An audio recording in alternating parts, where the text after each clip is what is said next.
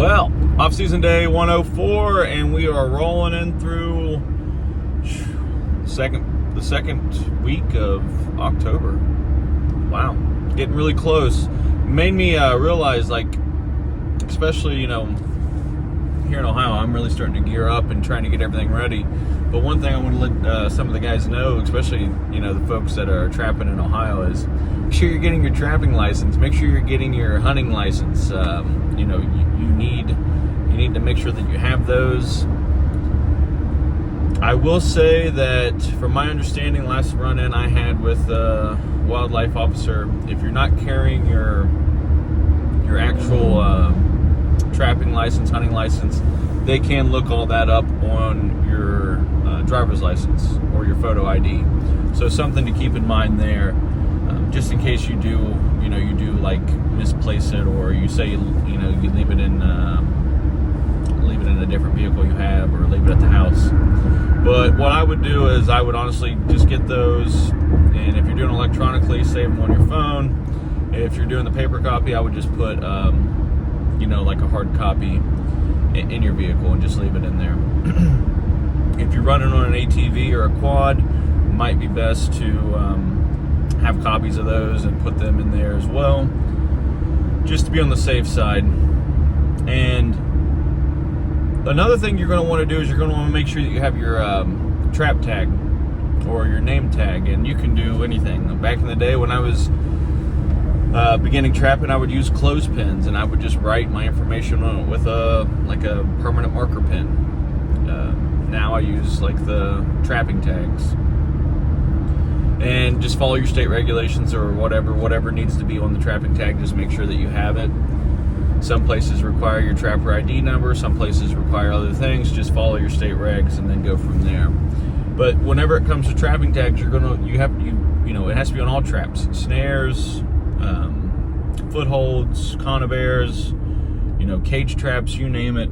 You should have a trapping tag on that with your information. That way, if someone comes and looks at it, they know, and then it kind of just keeps you legal, and it keeps you from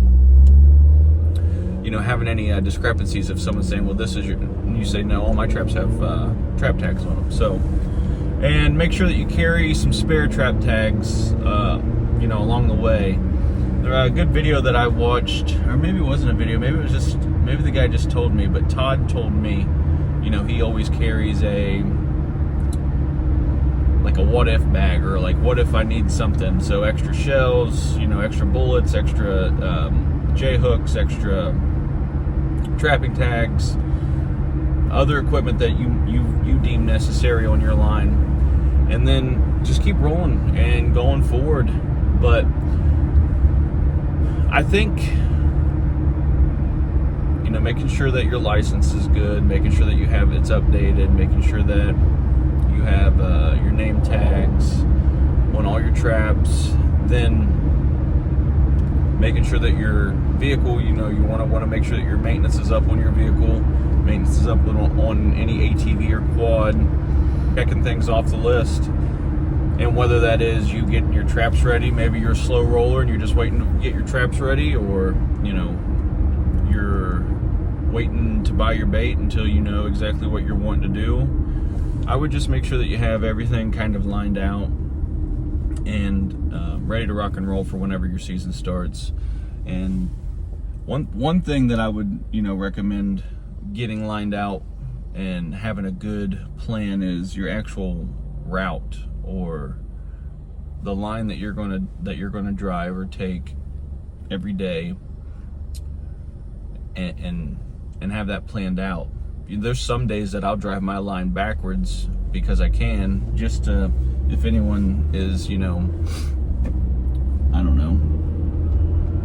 I've had guys mess with some of my stuff on the end portion of my line, stuff that I'm not getting into until like the early afternoon or late morning. So sometimes I'll run that in reverse just to see if anyone is, because obviously you're going to want to confront them. You're going to want to say like, hey man, I know you think you're doing me a favor by shooting this coyote, but really I'm not getting to it until a few hours down the road, and all it's doing is laying there and starting the decomposition. So it's not like you have to get and become an asshole and get into a just be like, hey, you know, you're good, don't do it again, I don't want to have to report you. You know, make it as cordial as you can, or if you don't care, hell, you know, don't worry about it. But it's always good to have your route mapped out, planned out, and it's also good to be able to drive it, you know, forwards or backwards or whatever, if the need arises. Most of the time with me, I've been running this line for several years. I've kind of got a pretty good rapport. I kind of know who goes on the properties to squirrel hunt, to, you know, so I kind of have an idea, and I don't really worry about it too much. But when I was first starting, I was having a lot of coyotes shot and traps, and it just throws a damper in your day. It just kind of, you know, it irritates you, but at the same time, you realize they probably don't know any better, and just a simple little education talk with them can really smooth things out and, you know, make it so you don't have to have any issues on that property. I would also recommend, if you're kind of cold rolling, or if you're not familiar with the places, or if you don't have a good rapport with the landowners, I would, you know, really, really recommend getting written permission, and having the written permission either in like an envelope, or, you know, I use a notepad, or I used to use a notepad. Now I do everything on like Excel, so I just have everything typed off, and I'll have whether I got a verbal permission or whether I have a written permission, and then I'll go through and check it off. And then with my written permissions, I'll just put those in the folder with that Excel sheet. And if it's a verbal, I usually always have their telephone number down, a check mark, so I know in the back of my head, okay, I got the permission, all I need to do is contact them. Some guys don't want to fill out a form. I don't know, they just, you know, they want it to be simple, they want it to be pretty easy, and just go like that. So that's definitely a good idea, especially if you get stopped. You can pull that out, say, hey, I have permission. I would recommend that whenever you do get your permissions, you know, write a start date and an end date. That way they know, and then make sure that they sign it. And a good thing to do is to, even if you can, give them a copy. But if you can't, you know, you can always take a picture of it, send it to them via text message, whatever you want to do. So I thought those would be a couple, you know, they're no-brainers to a lot of people, but, you know, sometimes you overlook some of that stuff.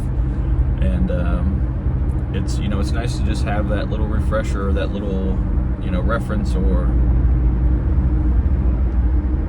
you know, something to go off of. And that way you stay in legal beagle. But heading down to my afternoon clinic, I will be setting up a coyote nuisance job this afternoon. Hopefully I can get that filmed. And then I've got to go pick up some more fur that was tanned, and I'm also going to be getting a 100-pound propane tank. Woo.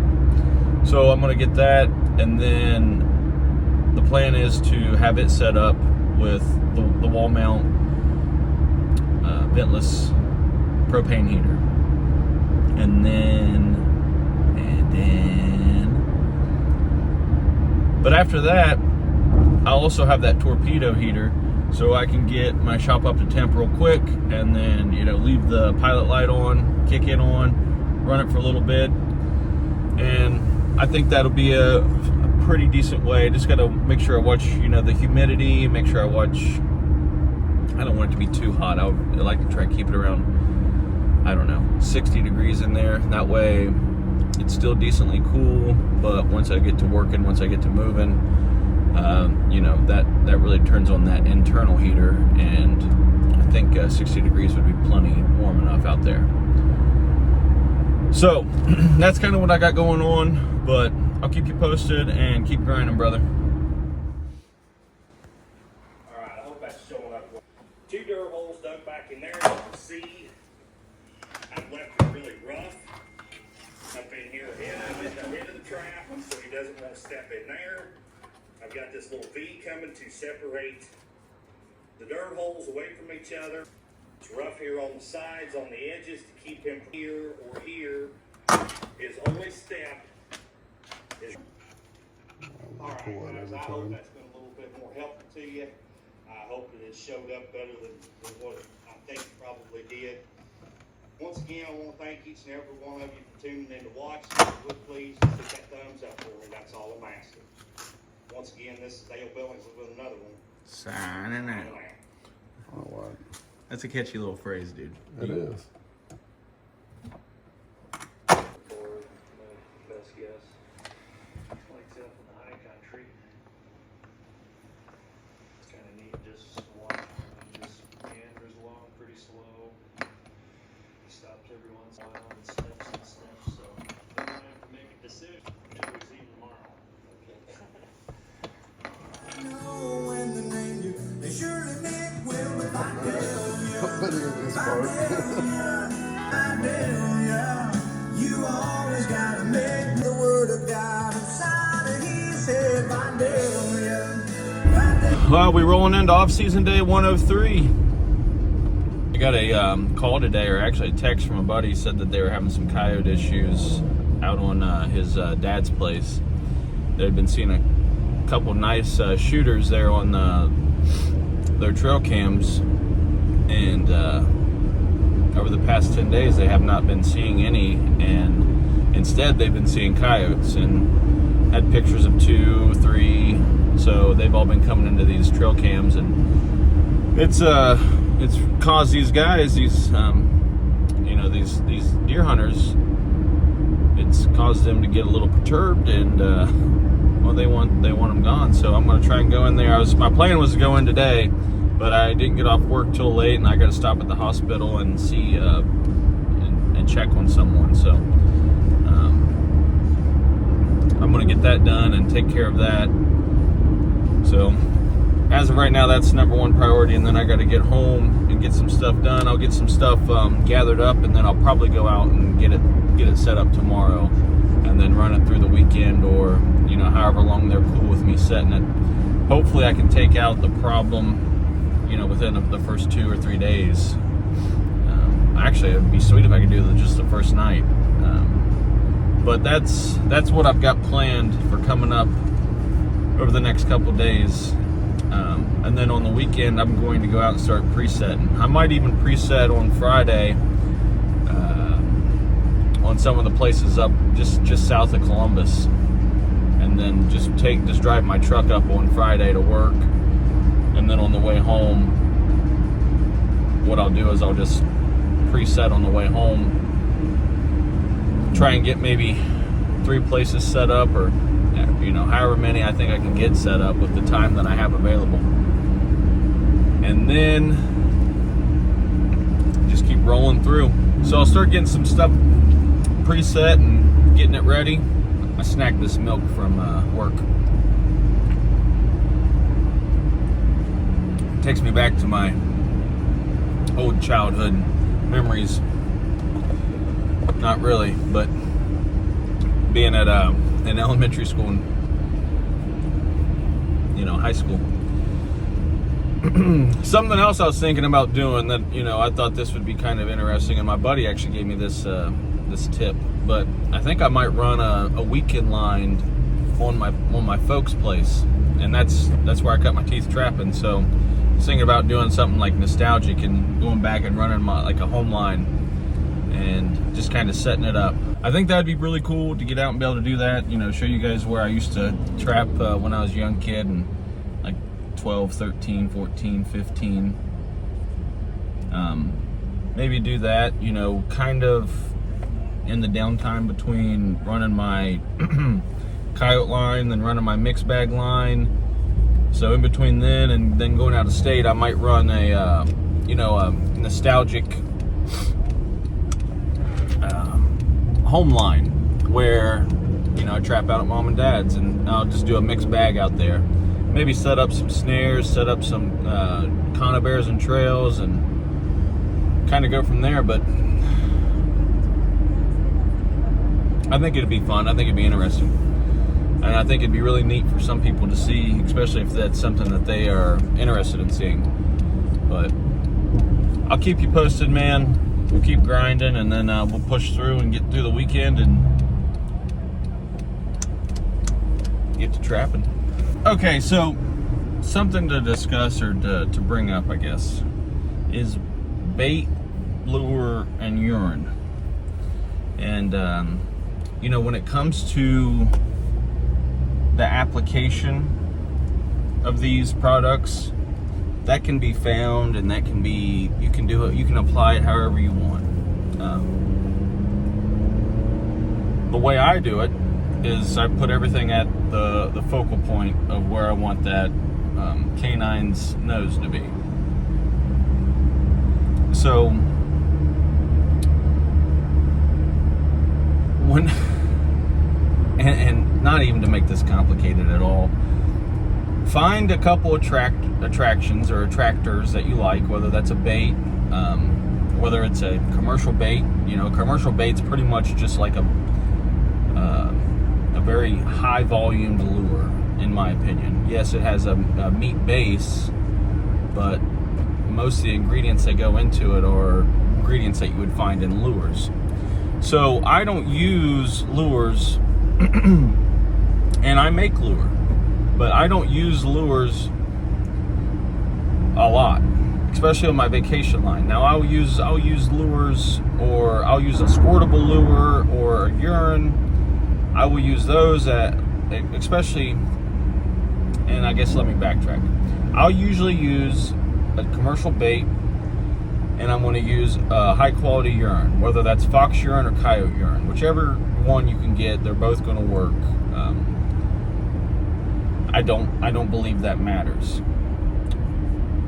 I wouldn't recommend trying to buy bobcat urine, especially unless you know the person that's collecting it and know like what you're looking at and know what you're smelling. It's just so hard to collect cat urine because they spray, they can do all kinds of stuff, and how are you going to collect it in your pins unless you have like an encapsulated pin that can collect it and run it down and go to the drain. With that being said, really all you need is a good commercial bait, and there's plenty of them out there, and you need a high quality urine, and there's plenty of guys out there that collect that. They might collect it in smaller quantities, but you can reach out to them and you can give them the list, or you can get some. And if you do need urine, you can always contact me. I do have urine. I also have lure. I make lure and I use lure, but I don't use lure all the time. I'll use lure on like my work line, like when I'm trying things out, when I'm trying new little ideas or techniques, or maybe even placement on different sets. So when it comes to using lure, I don't think it's that big of a necessity, because you're using the commercial bait, which is already pretty much it already has your mustard glands, it has your fatty acid. And if you look back to all the government studies and the Pocatello studies, fatty acid scent is like the primo, or the number one attractor to canines. But then you have to think like, well, Russ Carman's canine call was like the top producing lure in some of these government studies, even like with the ones O'Gorman was, the ones he was in. You see his lure doing exceptionally well. Well, his lure, and this is kind of what I've been doing with his lure, is I will take, say it's an ounce bottle, I'll take an ounce bottle and I'll spike a gallon of coyote urine or fox urine, and I'll spike that, and then I'll divvy that into all my containers, and then I'll use that as like a refresher, or hey, it's rained for 3 days, I'm not going to go back in and rebait it, my bait's still there. I didn't get a big gully washer come through that knocked all my bait out. I still got globs of bait down in the hole or under the rock. What I might do, well, not might, but what I will do is after that, whenever I go in to kind of revamp the set or refresh the set, I'll just take that squirtable lure, which is essentially Carman's canine call and urine, and I will use that. So over the years of using that and using that application, what I'd come to realize and what I come to like in my own personal line in like the systematic approach to my line is I want to be quick, and I don't want to be breaking off sticks and dipping it down and throwing a stick in. I just want to be able to be pretty much hands-free for the most part, take my bait out, squirt my urine, go. When I come back to do the refresh or to rework the set, then I'll use that squirtable lure and just continue to go. So when it comes to buying gator oil or rattles or snake oil or whatever, you do whatever you want. I think you find the attractants that you like and that you want to stick to, and you run those. If they don't fail you, then don't worry about it. Don't fix them. Just keep running that same stuff. There's guys that have been running Leggett's Canine Exciter for years, and they catch on it all the time. You can run Marty Smith's bait. I ran that for years. Did phenomenal on it. You can run Hoban's bait. I ran his Cat Cream, and I have his Top Dog. And not to be confused with Hoosiers. I've never ran any of Hoosiers' stuff. Not any discredit to those guys. It's just I never ran any of their stuff. I was always, from how I was in the circle or the group of guys that I talked to and run with, and I kind of stuck more to Hoban, Cletus, Marty Smith, those type of guys. Bob went, getting urine from Bob, and that's kind of the whole approach I went for. You do whatever you want. If you like the Weiser's Western lures, use his bait and lure, or Rousseau's, use his stuff, or No BS, use their stuff. There's plenty of guys out there that make a really good product.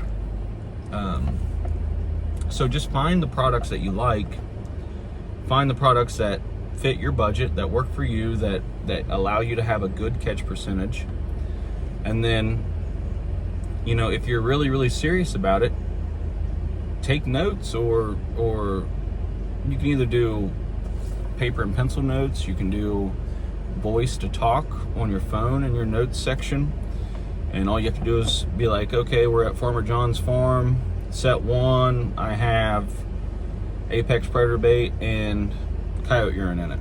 Okay, set 2, I have Apex Predator bait and coyote urine in it. But that's typically all I use. I'll just use just my bait and just the urine that I get, and I run with it like that. Now, when I run my work line, I'm running a very smaller sample. I'm a much smaller sample size, but I'm still doing the same thing. Okay, hey, look, I'm going to set this location, and I've got 3 sets here. One's Apex and Comanche, the other one's Apex and urine, and then the last one's just urine. Something like that. Or you can say, okay, I'm going to run a new bait, and you try that. But what I'm getting at is just mark down all the stuff, or all the sets, and mark down all the baits and lures and scents that you're using at these sets, and then figure out which ones did well for you and which ones didn't do well for you, and go from there. Make your own judgment, anything like that. Or say you go out and you buy someone's real skunky call lure. Okay, well, it smells great right out of the bottle, but then it sets for 8 hours and it kind of dissipates pretty bad, and that skunk just lingers out.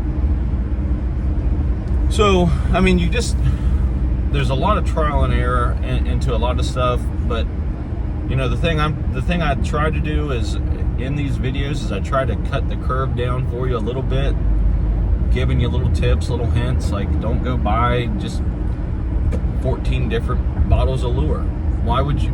Unless you're wanting to be a tester for somebody. I wouldn't. If you're wanting to catch, just buy a handful of things. Not even that. Listen to recommendations from guys, and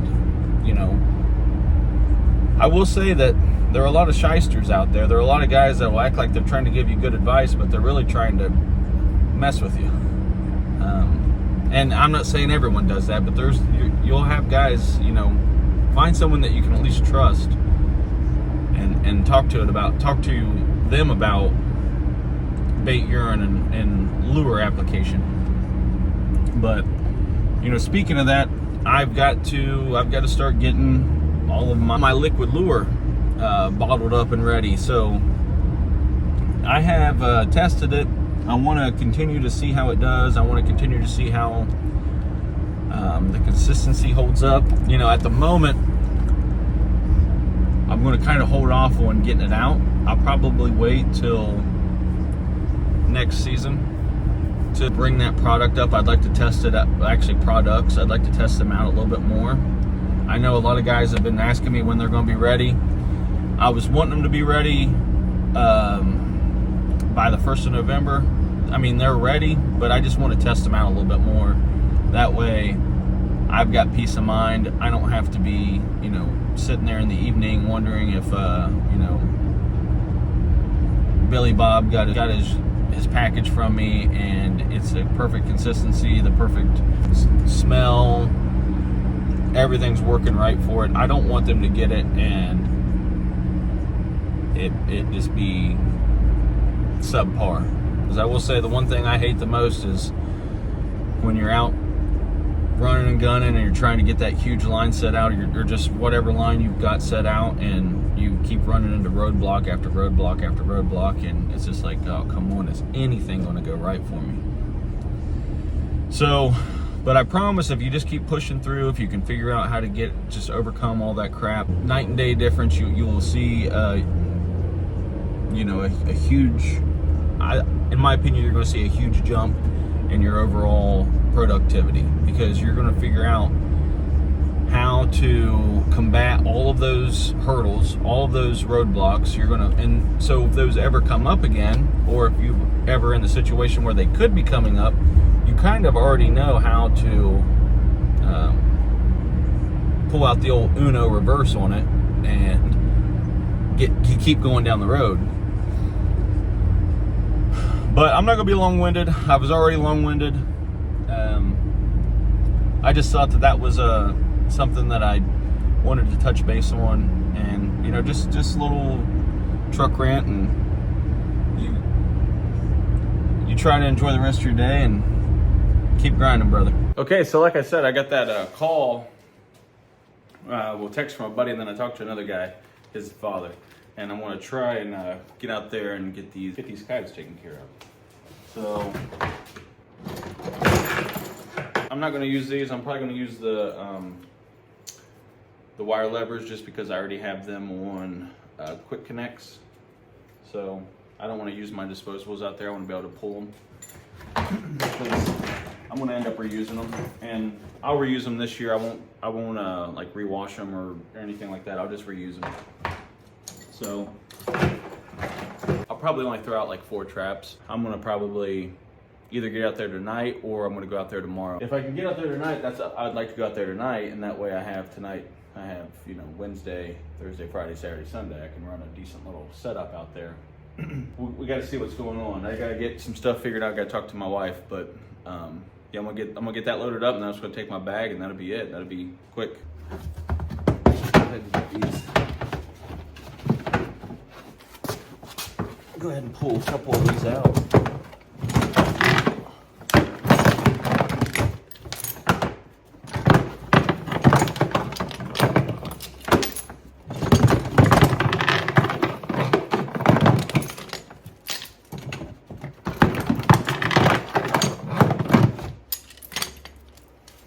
Yeah, so we'll go ahead and get these, we'll go get them set on this property and get them ready to rock and roll. So we'll be running it off the new chain system. We'll see how it goes, see if it messes up any.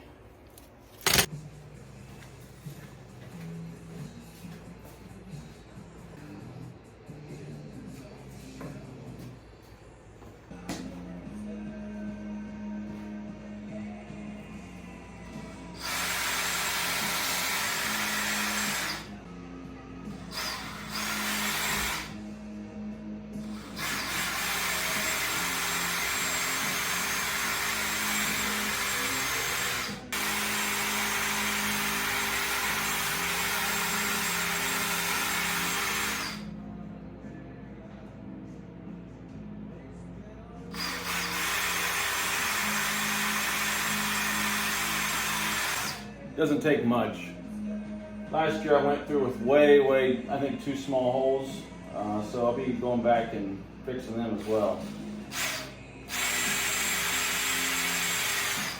But it doesn't take much to get that airflow going to the inside.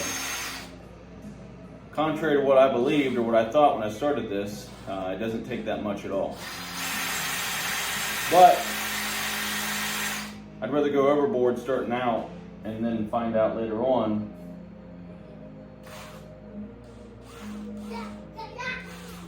Hey babe, what are you doing?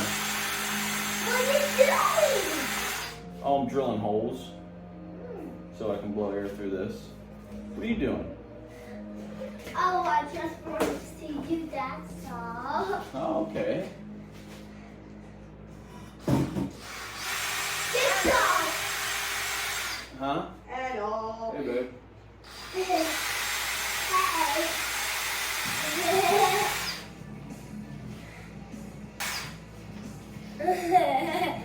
Love you. How did I not see that? And don't touch anything over there. I don't want to touch She's alright, babe. it. Okay. I need help. Yeah, check my work.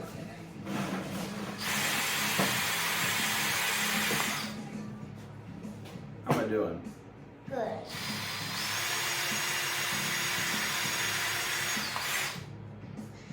How was your Doritos? Did she scare you? Ah. What?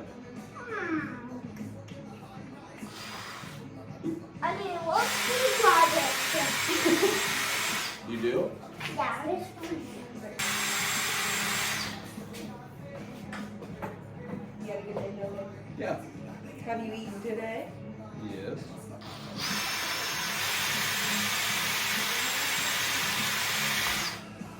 Good job, honey. Okay, let's go. What's this?